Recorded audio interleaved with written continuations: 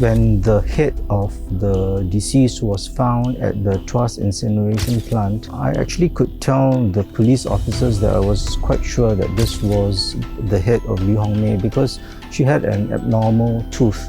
And there was a photograph of her taken at a party a few days before she died that actually showed this tooth in the photograph, and it matched her completely.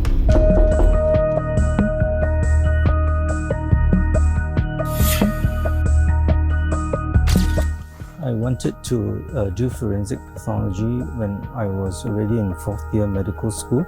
I considered doing pediatrics, but as in the wards I saw abused children, and I thought that going to forensic would be a good way for me to contribute.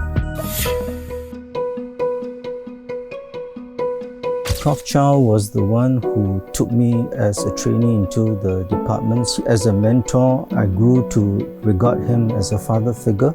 In fact, when I was overseas training, I used to write him letters every week about how I was doing and what I was doing. So I was quite devastated when I heard about his death in February 2000. He had died in his sleep in New York. I was very, very sad, and what actually helped me to get over that grief was that Mrs. Chow was kind enough to ask me to be a pallbearer and to give a short eulogy during the wake.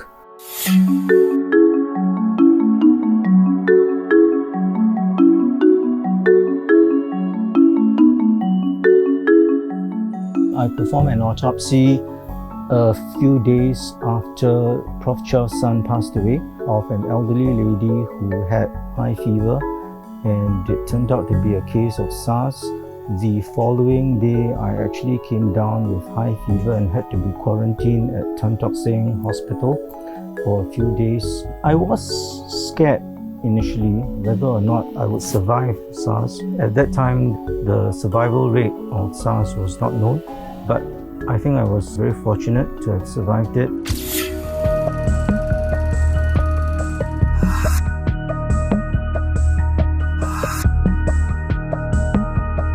When the head of the deceased was found at the Tuas incineration plant, I actually could tell the police officers that I was quite sure that this was the head of Li Hongmei because she had an abnormal tooth. And there was a photograph of her taken at a party a few days before she died that actually showed this tooth in the photograph, and it matched her completely. The two legs were also found at the Tuas incineration plant at the mortuary. I noticed that there were two tiny metal pieces in the leg, and taking them out and comparing them to the chopper that was found in the apartment of the accused, they actually matched.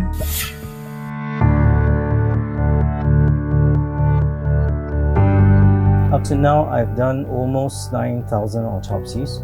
I've never felt scared during autopsies. I enjoy the forensic thinking process in doing autopsy work, trying to figure out what has gone wrong, what has killed a person, and solving mysteries and crimes. Forensic pathology has, I think, really changed my life. Firstly, it sort of steered me towards an alternate pathway which I would have never dreamed about. Secondly, it has given me a lot of insight into life, disease, death, and pathology. And thirdly, I think after seeing death for so much and being involved in disasters where life can be extinguished so quickly and suddenly, I think it has helped me to reprioritize my life priorities.